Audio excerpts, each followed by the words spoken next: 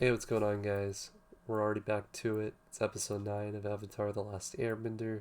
So, for this episode, it's the beginning of learning, and in this one, we get to see some waterbending for the first time with Anng.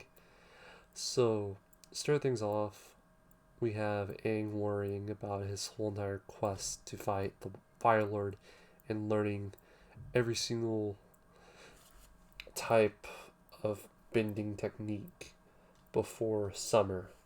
So he's worrying about that, and he's talking to Katara, and they're basically talking about learning water bending. And from that, what we know is that for where they are, the route they're on, it'll take like weeks to get to the North Pole to learn from an actual teacher. And so what happens is Katara basically tells Aang, "Hey, I can teach you," and they go to this like lake. So Sokka is basically told he can go brush Appa's gunk off of his toes while they practice and Aang learns. So it starts off like this. Katara starts it off with something basic. Aang quickly grasps it. She's not really frustrated. Something more advanced. It's like being able to use water. You know how she collects it? It's able to do it like that and kind of swirl it. And he does that quickly. And she's more frustrated. And then it gets to this final move where she's trying to make a huge wave with the water and push it. And what happens is she can't finish it, and Aang quickly goes behind her and like, basically does the full technique and finishes it and tells her what she's missing from it. And she's like just upset about it. And whenever Aang uses this, it hits Sokka, of course, and knocks him over and all the supplies down the river. So their supplies are gone. They now need supplies. And so they end up in this town, and it's got all these like mean looking people, kind of rough looking. And Aang's already wasted their money on this whistle, and it kind of looks like Appa, the whistle does, and it doesn't really do anything. It's kind of like just worthless as far as we know. I gotta get my notes up for a little bit of something. Uh, so yeah, you got that, and what happens is on the side there's like these pirates, and they're basically trying to con them into checking out their pirate ship and their shop. They kind of go in there. There's like all this weird merchandise. There's like this monkey statue with ruby eyes, and just a bunch of other weird stuff. And they're looking around, and this pirate dude approaches Aang from behind and is like, "Hey, can I buy that lemur?" And he's like, "No, Momo's not for sale." And after that little conversation, Katara actually finds this water scroll, and yeah, she finds the water scroll, and basically after that, they try to like get try to get that water scroll from him and try to buy it, and we learn that they're pirates from what they tell them, and so what happens after they couldn't haggle them down, they finally leave, and as they leave, they're kind of like defeat mode, going back to where they came to go back to training. Out of nowhere, this pirate dude just jumps up, the one that was talking to him to begin with, to lure him into their ship to go and check out their like little market they got going on the ship. And he's like, "What are you guys doing?" And he jumps down, and a bunch of the pirates all get into combat style, and they start chasing him. Katara like looks really sus in this, so they're getting chased all around the town, and it's just like running through narrow way after narrow way. We actually get to see the cabbage guy back, and he gets to stand broken up once again, which I think is a running joke. And Avatar, I don't know how long this guy's gonna be there, but it was pretty funny. It's just stupid. Uh, Eventually, they get backed into this corner, and in this corner, what happens is Aang uses his wind style to shoot up like dust at him, and they decide to glide off. And they get to camp, and we figure out that what Katara has done is that she stole the waterbending scroll, And for our backstory, we have Suko, and he was training really hard with his uncle. And while he's training, out of nowhere, the ship just turns, and it has him like leaning down. You know what I mean? They're leaning over from where the ship starts changing course, and he is like angry, and he goes down there to check why they changed course. So it turns out that his uncle is going to try and go to a shop to look for a pie showpiece that's very important. So that's like the side plot for them. So after that, we have Katara and Aang both looking at this new scroll, and Katara is really wanting to learn uh, new waterbending technique, and she's really wanting to learn and just, you know what I mean, be successful. So what she does is she actually starts learning over Aang, so she's getting like really greedy about it, and she doesn't. She fails 2 or 3 times, and finally, whenever she's gived up, Aang tries it and he does it instantly, and she just like is like all upset, and she snaps out at Aang for what he's, you know what I mean. He's just been Mr. Brightside. You know, he has that ability to where he's very wise, and his wisdom just kind of it just put a real toll on Katara, and it made her really upset. And side plot is that Suko and his uncle both arrived at the same town as them. They're they couldn't find the piece, but what happens is his uncle buys a bunch of this useless junk because it was on sale. And as they're walking around, they see this like ship, and it turns out to be the same ship where they got that junk. His uncle is like looking around, he sees that monkey statue, the really stupid one that's has like the ruby eyes, and he's in love with that one. Zuko actually hears the pirates talking, and they're talking about basically Aang, and he's just getting information out of them.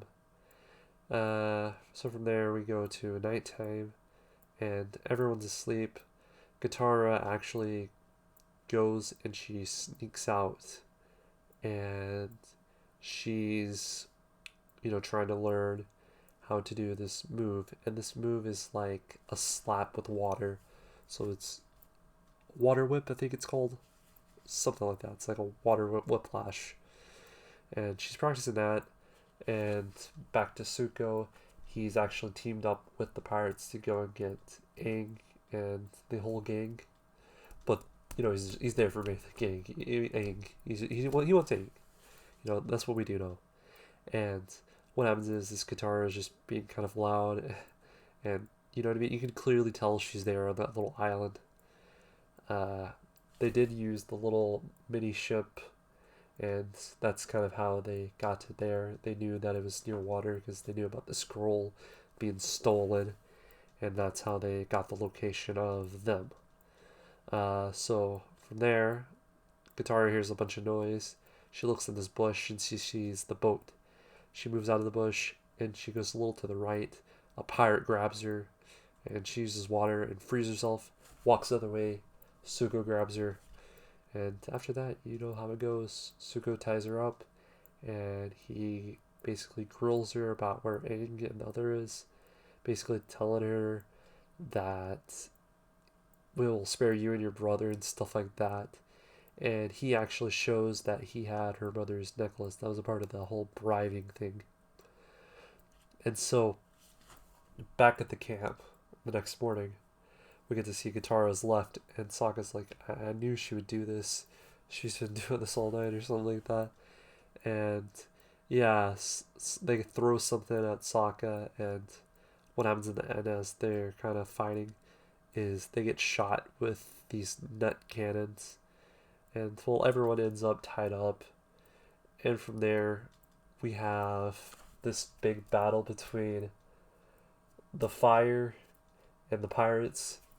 So, what Sokka's doing during the whole process of them is the fire. Suko's basically took their scroll hostage that's worth like 100 gold, and he keeps threatening them that he's gonna burn it if they don't give over the avatar, or they won't do the trade or whatever. I don't know why he doesn't just burn it and take the avatar.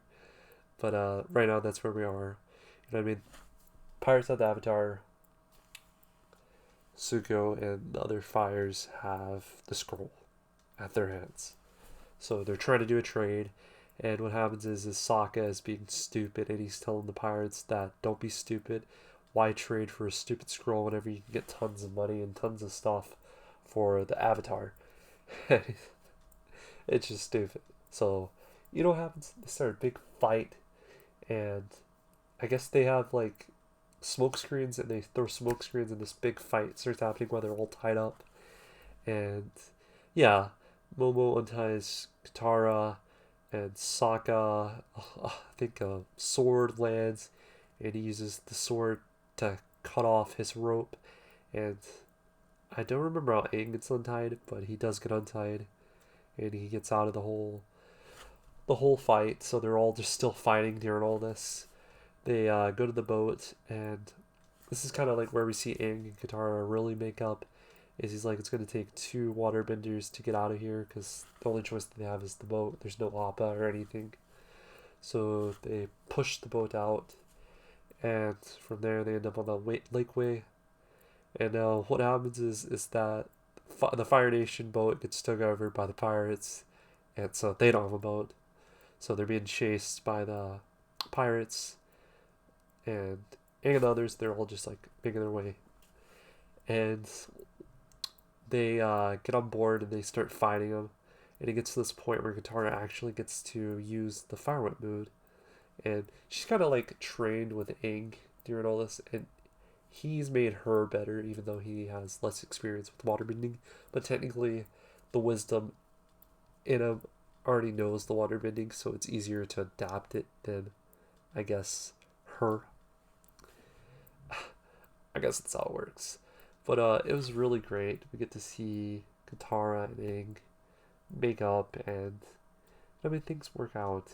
In the end, what happens is the boat is getting ready to fall off the waterway. It's ready to fall downward, and they're doing this like whirlpool to keep it from going down. And what happens is it goes down, and Aang blows that stupid whistle, and out of nowhere, Appa comes in and swoops and saves them. During the big fight, the pirate guy, I don't know if I mentioned it, he had a parrot. Him and Momo were kind of having this fight. And, of course, in the end, while they're on Appa, we get to know from Sokka that Momo actually saved the scroll. And now they can actually learn water techniques. So, really awesome episode. I guess this is officially where they learn how to waterbend.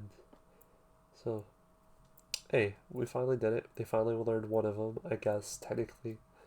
Technically. Now, could they still get a teacher? Yeah, I still think it's possible, and it probably will have something like that happen. I mean, they still gotta go around and do that.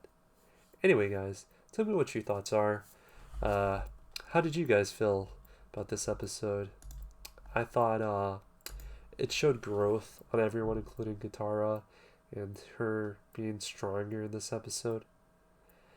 And yeah, I hope you guys enjoy these videos. I might try to do something a little shorter every once in a while to kind of mix it up for the sake of my boredom. Just doing the same thing. I sometimes have to write for these. And if I do something a little shorter, I can get to the peak.